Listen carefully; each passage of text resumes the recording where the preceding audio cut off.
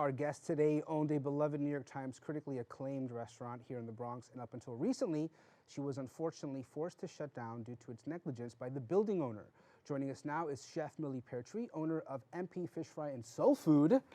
Thank you, Chef. Thank you for having me. Good day. So happy you're here with me. You and I met recently, and we discussed your situation. So I want to give people a general overview of what happened. But before we do that, I just want to say that I got to know you, I guess, through your mac and cheese recipe that was featured in the New York Times. And then after I found out about that, everything sort of happened. This whole situation happened. So tell people a general overview of what happened to your restaurant here in the Bronx. On November 22nd, 2019, I got a Con Edison representative came to my restaurant and asked me two questions. How long have you been here, and have you ever had any interruptions in gas services? The answers to those two questions were I was next door for 2 years, and I was in my newly renovated space for approximately 8 months up until that date. The second answer to the question was, have I had any interruptions in gas service, which was no. Immediately, the representative said, you know, we're going to have to shut down the gas to the entire building, hang tight. We proceeded with the day. I showed the Con Edison representative a series of spaces within my facility, where they were looking for individual shut-off valves. During that time, they did carbon monoxide tests in my restaurant, found no leakage of gas. He walked out, came back in, said I'm gonna have to have a supervisor. Throughout that process, I called my property manager, advised them that the Con Edison was gonna shut the gas off. They needed access to my previous location, which is literally next door. And then around 3:57 p.m. after further investigation, they advised me that they had to shut the gas off to the entire building. And at that moment, how long had you been in business in that new location? The new location, I was there approximately 8 months. 8 months. And that was your first brick and mortar for your restaurant. You had no other, besides the one that was right next door, you had no other previous locations. No. Those were your two previous locations in the Bronx. Correct. So you were forced to shut down. Needless to say, that affected your business right away. Did they give you a timeline of when things were going to go back to normal, or were you sort of left up in the air wondering when this could end?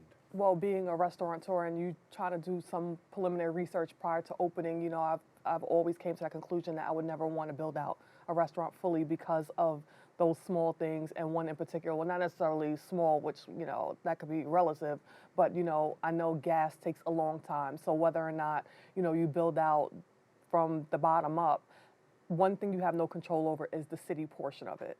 So even if you work with the best contractors, engineers, architects, plumbers, no one ever has control over the final say-so, which is Con Edison, energy services, and when gas will be shut back on.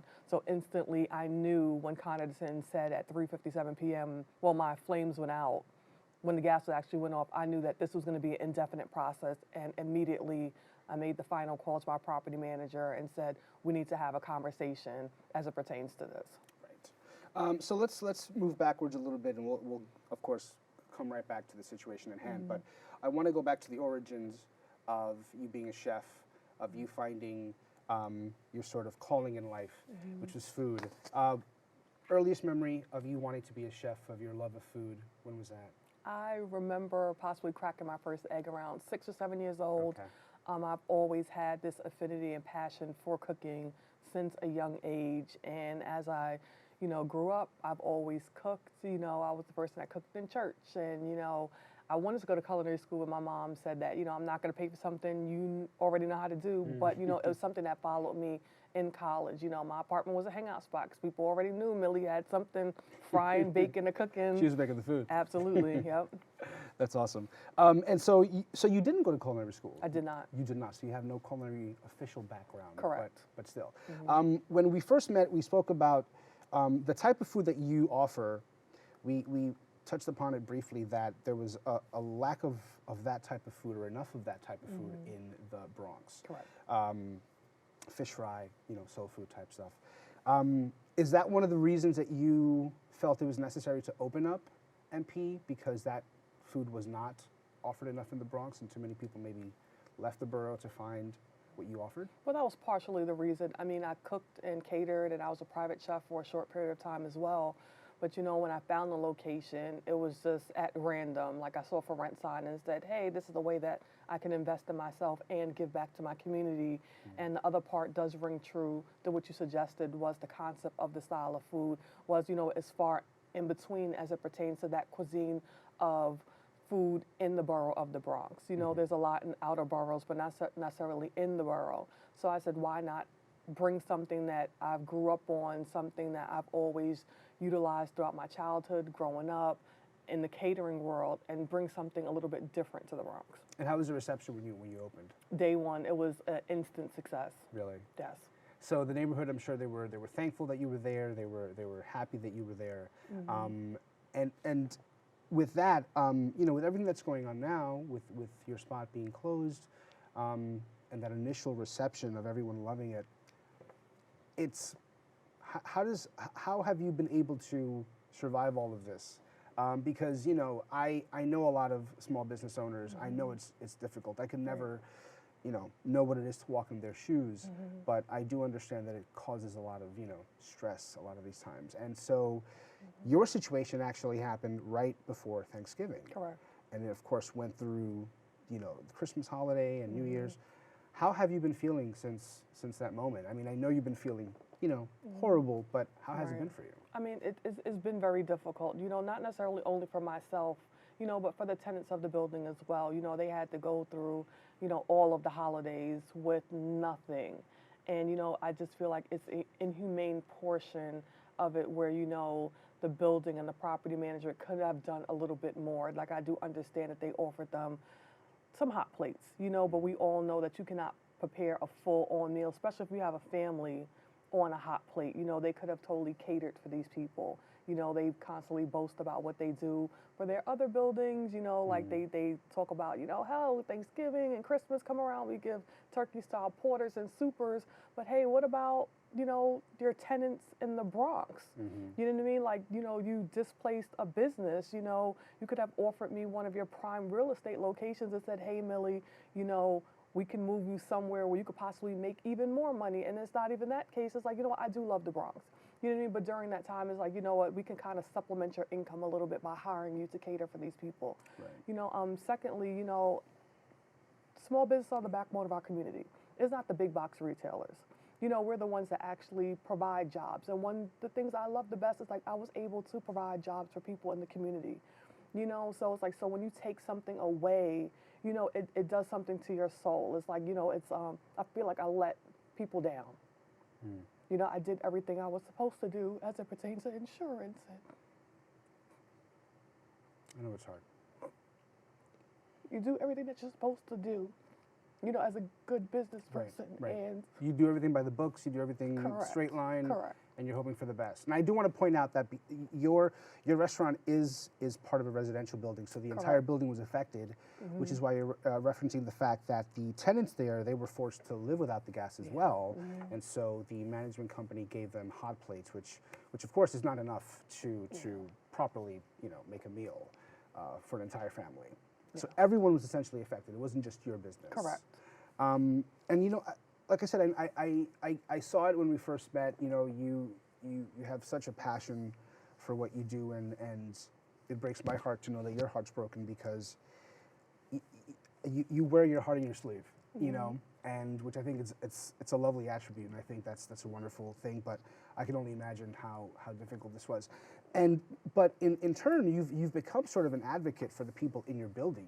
You're offering them so much of your help because a lot of them maybe just don't understand the specifics about, what's really going on, or they don't understand what the next steps should be, considering that they're not living without gas. So you've sort of become like, the one that represents them. Absolutely. How have they been feeling as well? I mean, since you've gotten close to the people who live in that building, what stories have they been sharing with you about this whole situation? Well, even before this incident happened, which isn't isolated because, this has happened to the building before, having the gas shut off due to, working without permits and illegal gas plumbing work, et cetera, which you can totally find on the Department of Building website. But, overall, I'm the type of, you know, entrepreneur that I have a connection with whoever walks in my establishment, Right. because you know you have those conversations on a day-to-day basis. You know, I saved my last $20 to come here, and that's something that you appreciate, because people work hard for their money, and it's like, you know, they're actually bringing a part of them within your restaurant. So a lot of the tenants did patronize the restaurant over the years. And, you know, the way I feel like, you know, I have to do, it's a disservice not to do something for them. You know, a lot of people aren't equipped with some of the wonderful relationships that I've been able to foster throughout the years. So initially, my first course of action was to call Congressman Adriana Esfal's office, because, you know, they were a great, you know, as well as being in the community, they were down the street from us, but you know what, they patronized the business as well. And I said, you know what, this is what your elected officials are for, you know what I mean? Because I didn't have all the answers. Like, this has never happened to me. However, I said, you know what, let's work with the city somehow, some way to kind of get some answers. So subsequently, you know, speaking with their office, you know, Maximo Javier, you know, the manager of the office, he said, you know, Millie, I don't see any complaints here. Like, what's going on? He said, you know, if no one says anything, there's nothing that we can do. So instantaneously, I spoke with the tenants, and I was like, you guys have to call 311. And subsequent to that, you know, they were able to do further investigation, our congressman's office. And, you know, they sent another DOB inspector out to make sure, you know, things were exactly the way Con Edison labeled it, as, you know, everything is shut off and everything is safe. Right. You know, and then throughout the course of that communication with them, you know, I was able to, you know, have Bronx, another television network, come out and do an interview. And then subsequently, New York Times came out and did an interview online and a full page in the Metro section. Right. And, you know, it's just one of those things, like, we have to bring awareness to this. Absolutely. You know, I mean, I think that there'll be more of a public outrage if there were, you know, casualties, you know, but in this instance, it's like, you know, since no one died, we're kind of just going to brush it off like we're going to work, but no one's really looking at the bigger picture of what potentially could have happened. Sure, I understand that. It's fascinating. All right, guys, don't go anywhere. We will be right back with more Foodie Down Bronx.